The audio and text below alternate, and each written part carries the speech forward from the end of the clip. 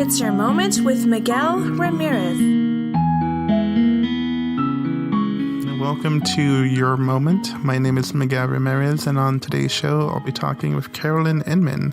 She co-wrote a book with Tanya Brown called The 7 Characters of Abuse. What the book highlights is the different traits about people with history of domestic violence, the different types of people you could come across in relationships. Let's welcome Carolyn Inmon. Talking with Carolyn Inmon, who wrote the book, The 7 Characters of Abuse, Domestic Violence, Where It Starts and Where It Can End. Carolyn, how are you doing today? I'm fine, thank you. It's fun to be back here. The 7 Characters of Abuse. When I started reading this book, I found that from my experiences looking at the characters and how you detail them, it's not how most books about abuse is structured. You put your information, instead of listing characteristics, you put them in characters and scenarios, and you're able to have them appear as the person rather than facts about them. What made you feel like you should structure the information that way? It's very interesting. I have a public speech background, as you know, and I know that examples in a speech are so effective. You can see the audience kind of relax and really listen to examples, and we know that about any kind of communication. The purpose of our book, and the reason why it's not real long and it doesn't have a lot of scientific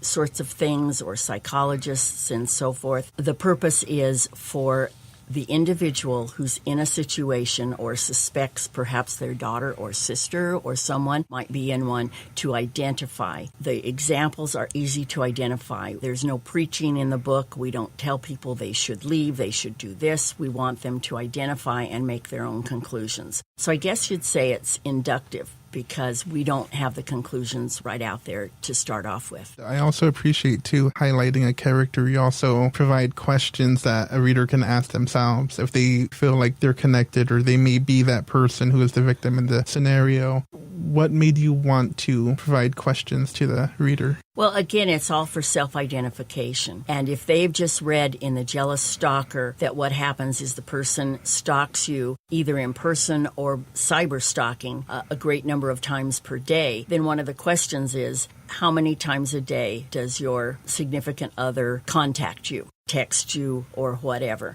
And if they're saying 50, they're saying 25, then it's another level of them going, well, gee, that is what's happening. They're saying this isn't good. This isn't a good thing to happen, and it's happening to me. So it's to just further the self-identification. I'd like to thank Carolyn Inmon for stopping by. If you'd like to follow me on social media, that is Instagram, Facebook, Twitter, and Tumblr. That is at mramirez200. Email for questions and comments, mramirez200@yahoo.com. Thank you for listening and have a nice day.